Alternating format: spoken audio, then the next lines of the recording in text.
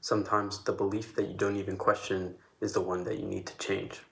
I'm Cole. This is my journey of becoming a professional soccer player, building a bootstrap business, and showing my path to self-mastery.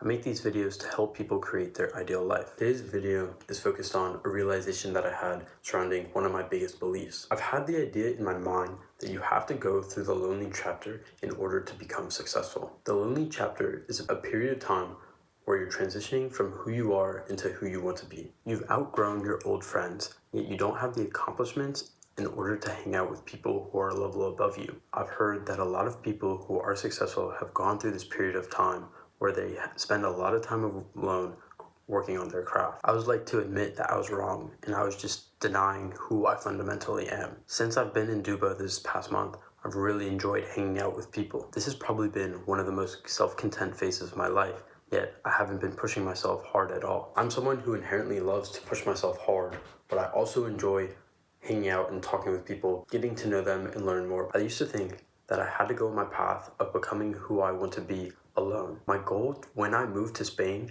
was to have no friends. I now realize that this was not a healthy frame of life for me, who's someone who likes to hang out with people. I have conflicting thoughts about the balance between hanging out with friends and pushing myself to the hardest. The best conclusion that I've come to is that I have to find people who are also pushing themselves as hard as possible. There's no best way to find the right friends for you. It's going to take a lot of trial and error, getting better at talking to people / learning about them to see who they are fundamentally. I'm not going to lie, I feel like I've gotten a little bit lucky. My roommate for the next year, we have a 2-year age gap between us. Where I'm from, my friends have traditionally been in my year or 1 year older. Although I've always gotten along with people younger than me, they've never been in my core friend group. I knew my roommate already for 10 years.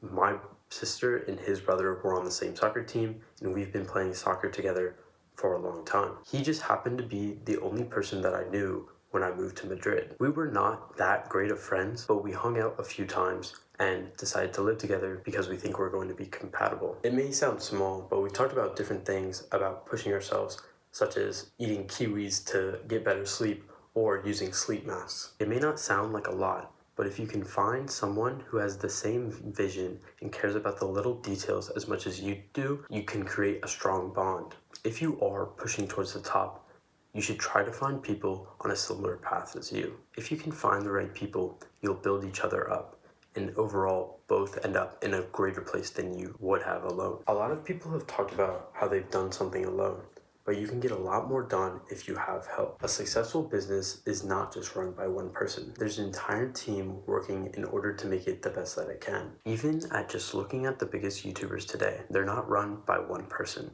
They usually have the front-facing talent. Top of that, they'll have sometimes multiple video editors, a cameraman, a content media manager, and so on. All these people contribute to the success and will probably make the output even better. For example, in YouTube, you might think that you're taking more home of the monetization. Adding on those other people will increase the growth of the channel so much that you getting a smaller percentage will actually end up in you being far richer than if you were to try to do it alone. This is why most of the biggest companies in the world, the owner only has a small percentage of the business, yet they still have billions of dollars. I love my friends here, yet I'm not going to do the same activities that they do. I'm the only person that doesn't drink or smoke, and their peer pressure isn't going to get to me. I can still enjoy hanging out with them, and they can enjoy hanging out with me without doing everything that they do. If you find that you're a little bit behind the group that you're currently in, that should just give you more motivation to work harder to become